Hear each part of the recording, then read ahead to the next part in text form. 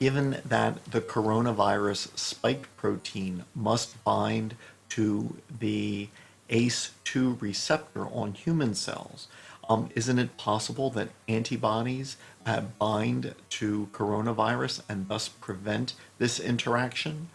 Certainly, there is a great deal of interest in developing these antibodies. A couple of potential problems. One is that antibodies do exist for SARS that caused the 2003 outbreak.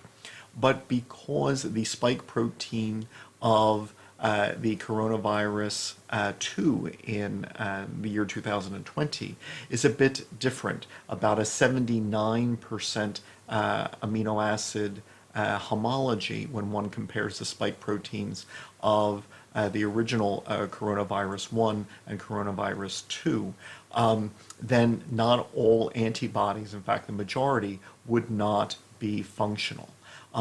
There apparently are some monoclonal antibodies which have some reactivity with coronavirus 2, which then may be useful, as may the antibodies from individuals who have recovered from infection.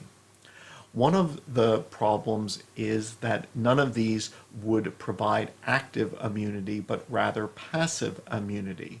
So while applied antibodies from another source could potentially prevent coronavirus from binding to receptors, the ideal scenario is if each individual was producing their own antibodies. This would only occur after, say, a vaccination, which would then allow both memory B cells and memory T cells to be formed, which would recognize coronavirus and produce antibodies against it.